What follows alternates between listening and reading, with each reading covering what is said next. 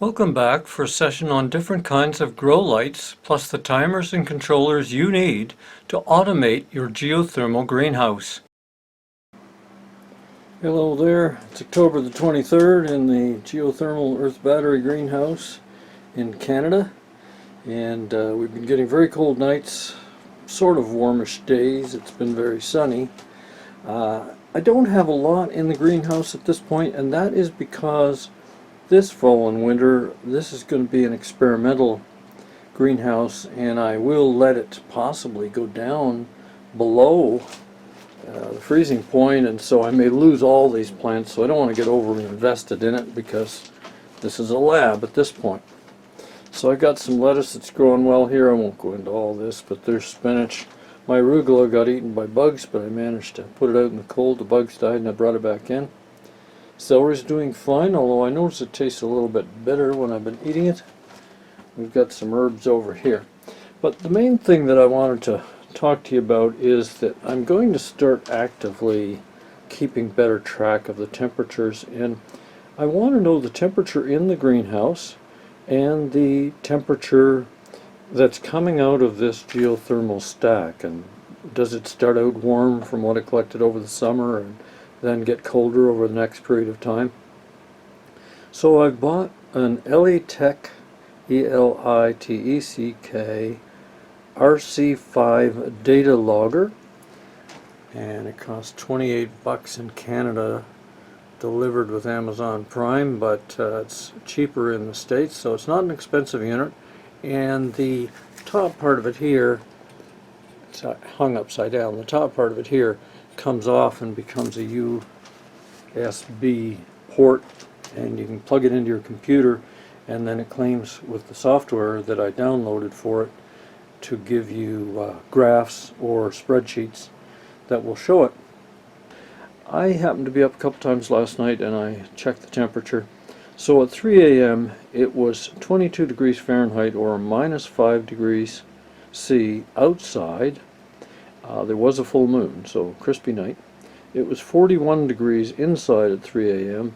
and that's 8.3 C, so that's pretty darn good considering there's no heat at all in this greenhouse. It was well below freezing and still was a fine temperature for these cold-weather plants. I mean, these are peas and lettuce and, you know, celery and herbs. They all keep pretty well, even if it gets close to freezing.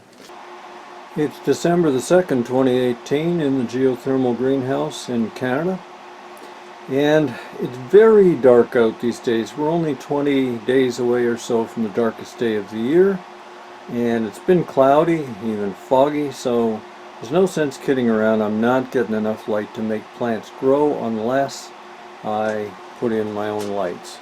So I've got here two of them, 2,000 watt LED lights, and they're right over the taller plants. And then I have my 4-bulb fluorescent grow light set up over the spinach and lettuce and all that stuff. But what I wanted to tell you is that I've now closed off both sides with thermal shutters. That's just the foam there. The silver that you see is the backing of insulated foam. And same for this side. All the light that I am getting is coming from the south side anyway. The sun is very low. Most of it's coming through this end wall, but I have left one panel of the glass ceiling open. Now, the rest of the glass ceiling is covered with a tarpaulin on the outside. I had hoped to build some plastic shutters for those upper windows to put on the inside, but it's a real problem with condensation. That just, when it gets very cold, you get things dripping and it gets too wet in here.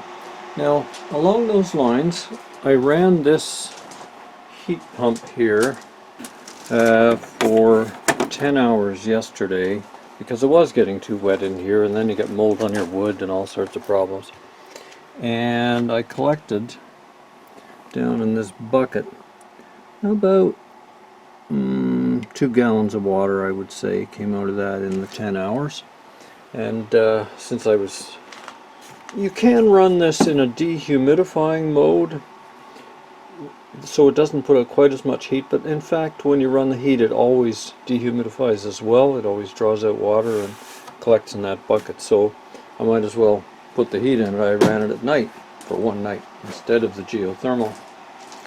So I think what I'm going to do is probably set that heat pump up to run about once every 4 nights for a few hours just to dehumidify this place, and I'll use this multi-day timer to do that. Set it so it runs, say, every 3rd night from 2 in the morning to 4 in the morning, or even longer, just to get the, whatever it takes to get the humidity out of the air in here during the winter season. And I've got that tarp set up. I'm going to take you outside now. The tarp is set up in a way that I can fold it over the roof all the way, and that's part of my insulating layer. I'm trying to keep some of the heat down in the greenhouse. There's smarter things I think a person could do. For example, you could put plastic just over these frames and enclose the plants themselves rather than trying to heat this whole space. There's problems with that from my perspective. I mean, my fan is outside that. I'd have to route from the geothermal fan right into the plants, and I wouldn't be able to use my wood heater. That wouldn't get into the plants that way. I guess you could make them like curtains. You could draw them aside when you want to do it, but I don't know. I just haven't done it yet. I'm trying to spend as little time as possible on this greenhouse because really I have a lot of other things to do. Right now it's, according to this bulb thermometer, 52 degrees in here Fahrenheit, which is just over, say, 11 degrees C inside here now. So here's the outside, and as you can see, I've got the tarp strapped down to the handles of my thermal shutters, and some of it's folded back, and when it gets really cold I'll bring it back here, cover the whole roof and part way down the end wall, just to try and keep this place a little bit warmer. And then when it goes super cold, like, you know, minus 30, either Celsius or Fahrenheit. Hello, kitty. How you doing? Yeah, you're looking around, aren't you? Then I'll put my other thermal shutter on the end wall, and everything will be closed off except this top part, which has some insulation value. There's corrugation in that plastic. So I'm going around tightening up. You can see that I covered over the fan entrance. Those fan shutters are very leaky. I put insulation in behind it, so that's insulated and covered. And I'll remove that in the spring when I need it again. Hello there, it's almost Christmas. I'm going to give you a little update, but first I want to do a workshop about remote temperature measuring, because I want to find you know, what the temperature is in my greenhouse, maybe at midnight or maybe even 3 in the morning if I happen to get up on a cold night, set the fire in the house. I want to know what the temperature is in the greenhouse, but I don't want to go out through the snow in my pajamas and find out. So I want to monitor it inside, and to do that I'll need a remote monitoring sensor, and there are 2 kinds of them, and there's a pitfall about buying them that I want to tell you about so that you can avoid, save yourself 30-40 bucks that I had to spend to find this out. So this is my favorite. It's an Accurite model. It is lit up, as you can see. It is plugged in. You can put 3 batteries into it, but all they do is they hold your measurements. Like if you had a high-low in there, for example, it would hold on to that if the power goes out. Now that could be handy. Right now I don't have the batteries in because I tend to forget, and then they go bad inside there, so I'm running that off the power plug. And it reads from this sensor, which I put in the greenhouse. It's in the greenhouse now, obviously. Right now it's plus 9 degrees C in here, which is 52 degrees Fahrenheit. There is no geothermal heat pump running, and it's just been really mild out, and I'm going to talk to you about all that in a minute. But the point is, here's my sensor, and the problem with it is I also want to know what the outdoor temperature is. So I could buy another one of these things. This Accurite brand, they don't send me any money. I'm not involved with them in any way. It's just that they are the major brands sold on Amazon and at Walmart and also at Home Hardware. So you find them all over the place. And I did try one other brand a couple of years ago and it died after about 1 year. So I think this is a better brand to buy. So the thing about it is, if I want to have an outside temperature as well as this inside, I could buy another one of these and have one sensor in the greenhouse reading to this one and another sensor outside, say on my front porch, reading to a different one of these. That doesn't work because they all operate on the same bandwidth, and your ground unit, your inside unit, will pick up both of them or just one of them and forget about the other one. And so you just can't get two different separate readings from two different sensors on this model. And this model, incidentally, is the 0253. They make a different model slightly for Canada, but it's a 0253 Accurite. I do recommend it if you only want the one temperature.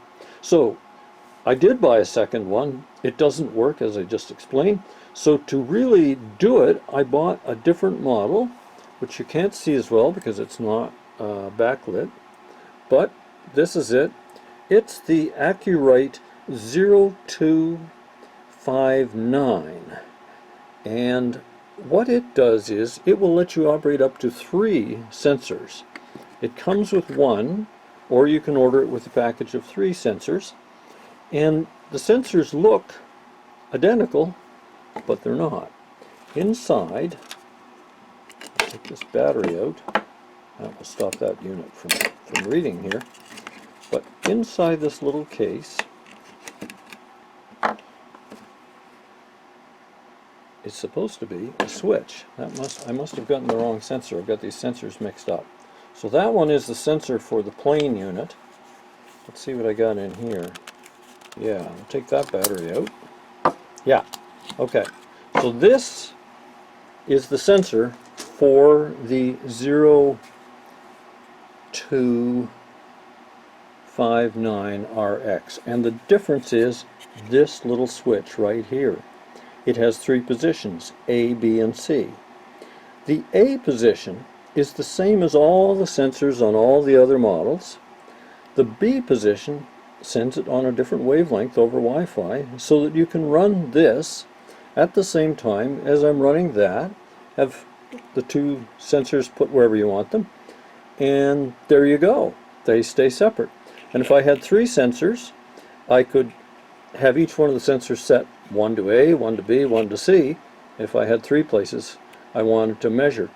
And then what this display does is it cycles between those 3 sensors if you have them, or 2 sensors if you don't. So if you're starting from scratch and you want one for outside and one for inside your greenhouse, buy this model with 2 sensors and that will work for you. Now the other tip, which I found out by reading comments in various comments, for these Accurites, and Accurites doesn't tell you this, not really, in their instructions. It's sort of in there, but not really, is that now that I've taken these batteries out of those sensors, if I just put the batteries back in the sensors, this screen will not pick it up again. It'll look like it's scanning for it. This little sensor will have this little light will beep, all right. It'll flash every now and then. They don't connect, and you think they're broken. They're not broken. The whole story is you have to, anytime you take these batteries out to check them, replace them, or demonstrate as I've done, you have to take the batteries out of your main unit, put the batteries in the sensor first, then put the batteries back in your main unit, and it will then scan, because, oh, now I've got power, and look for the sensor. So that's the order you've got to do it in, and if you do it in a different order, it will never work. As they described it in the comments, this lonely little red beep goes on out into space, and the home mother station never finds it. So just to reiterate, if you take the batteries out of this for any reason, or you're just setting it up for the first time, The batteries go in the sensor first and then in the base unit, and that way they work. So the only other thing I want to tell you about these Accurites is I did have a case where the one sitting out in my front porch, a certain time of year, the sun shines on the front porch, or you may have a situation where you get snow or ice on your sensor. They're sort of waterproof, but not really. You can buy this little tower thing from Accurite, or I just got it from Amazon. Costs 14 bucks in Canada, 14 Canadian dollars, so it should be about $9.99 in the States.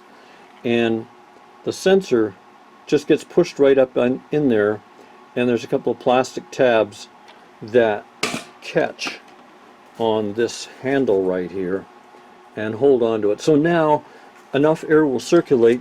You can either hang this unit off a screw there up against a wall, or suspend it from a string or wire, not included, that you know, from a tree or from part of your porch or wherever you're going to put that outdoor sensor. So I recommend getting that if you're going to have a sensor outdoors. And even if you're going to have your sensor in the greenhouse in a position where, if you have powerful lights going, or something like a heater of some kind, it's better to have it in one of those shelters so you get a really accurate reading. So that's the whole story with these sensors. Hello there, it's the 3rd of February 2019 in the Canadian Geothermal Greenhouse. Now, just to bring you up to date, I've been running this mostly closed with these covers on the thermal shutters because it's been so cloudy. There really wasn't enough light. Today we had a sunny day, so I had the end of the greenhouse open. My plan here was not really to try and grow a whole bunch of food, but to see what would happen if you just ran this on geothermal alone in a Canadian winter. Well, the basil plants are just about dead. They can't take temperatures that are between 37 and 45 degrees, which has been the temperature here. And it's kept it very steady at that. We've had a fairly mild winter. I've just been running it with this geothermal fan, which is off right now. And it's off because with this first sunny day it heated up to 53 degrees Fahrenheit, 55 degrees Fahrenheit inside here, and that fan goes off at 49 or 48 degrees. So things are coming along. My general consensus is that you won't be able to grow much food unless you add heat beyond the geothermal. That 35 to 45 degrees, which is what you get in this greenhouse at least, without any sunlight, is not enough to really make plants grow. They're not going to produce a lot of food for you. I've got a couple of pea pods here. I haven't been able to take more than about a half dozen pea pods a week off of this. Well, there's about 3 plants in there. The lettuce hasn't grown much, you know. I mean, it's there, it's still alive. This piece, which is out of the light, has grown better than this piece, which is underneath the light. The spinach has grown a little bit. This lettuce is cleared up. It had a little bit of mold coming on it. Generally running in here with the geothermal and with the shutters up, it's been about 80% humidity in here. Right now it's 66%, but that's only because we had a sunny day and it dried out. I don't think you're going to be able to see that gauge, but it's 66% in here. But it's been about 80%. So, general rule of thumb, if you're just running it on geothermal, you're going to be between 35 and 45 in the wintertime. And it's going to be about 80% humidity. So those aren't ideal growing for plants. They need more heat than that. You'd have to add some sort of heat, whatever your source is going to be. Now, I gotta turn this fan on for a minute because you'll notice that this light just came on. I had it off for about 15 minutes because it says in the instructions for these lights that every 4 hours or so you should let it cool for 15 minutes. They'll last longer if you do that. So I have that on my timer as an automatic setting to turn them off. just every now and then. So I'm just using one of these to run the lights, and you can see that right there one of them is popped up, and there's another pop up here, and those turn the lights off. Because I was using this greenhouse as a drying room for various herbs that I've got, echinacea and all sorts of things. And part of the trick of that is to get your humidity around 55–60%. So right now, I don't know if you can see that, but it's 55% in here, humidity, and it's 43 degrees Fahrenheit in the greenhouse. So to keep it at around 60% for the drying process, I want things to dry slowly and evenly. Sometimes it's going down to 25% humidity, so to raise it back up, I used this swamp cooler. I bought it used for 85 bucks new. They're about 450 bucks in Canada. And it's just a fan with a bunch of water dripping in behind it. And you could probably make your own with a bucket and a fan and a towel, but this will run, you know, for a day and a half with one water charge. And then I just fill it up again and run it again.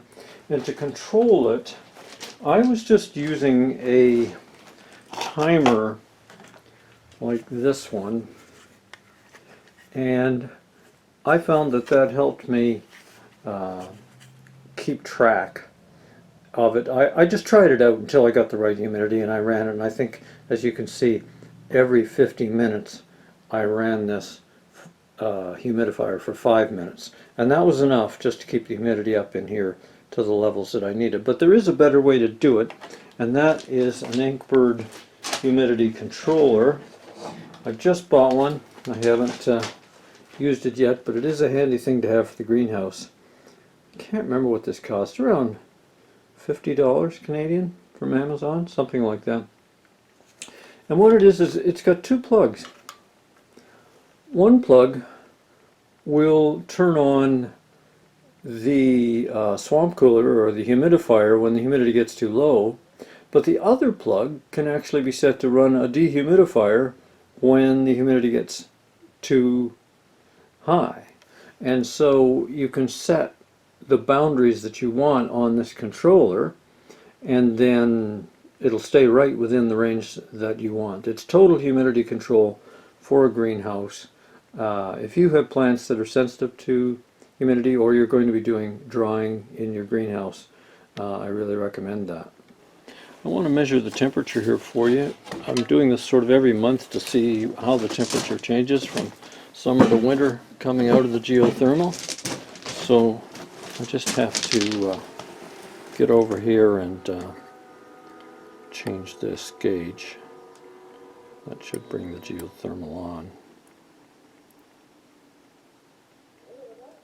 I think. Doesn't seem to be coming on. Well, I'll tell you what I'll do is I'll put that back where I had it and set the geothermal to manual up on this switch, and that'll get it going. So we'll let it run for just a minute despite the noise. Sorry for the noise.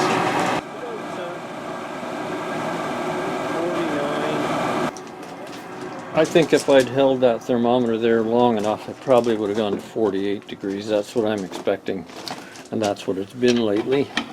So that's pretty good. And what that indicates to me is that I am getting heat from the ground. I am getting geothermal energy, because if this had just been heat left over from the summer in the rock pile down there, that would have blown out by now. I've had this fan going, well, it's been running non-stop really since December at least. So it's been running non-stop because it has been, you know, cold enough outside that and not enough sun that the greenhouse hasn't heated up. So it is staying steady at about 48 degrees even in February, which is very good news as far as that goes. Now the weather forecast says that we're heading for a real cold snap. The Arctic vortex is coming here. The geothermal, I know from experience last winter, won't be able to keep up with that. So I'm going to have to add some heat. And what I will do is get this little wood stove with the barrel of water on top of it going. I'm Alex Smith, Find my weekly program, Radio EcoShock, at ecoshock.org. And you can find this course there, Build a Geothermal Greenhouse in Your Backyard, as well. For 3 years, I tested keeping plants alive in all weather in Canada. I took videos and notes all along, from the bare ground through construction and operation, showing you how. And I did it to answer the question, can geothermal energy work for the home greenhouse? In our next session, we move to the greenhouse in the heat of summer, when the surrounding countryside was literally on fire.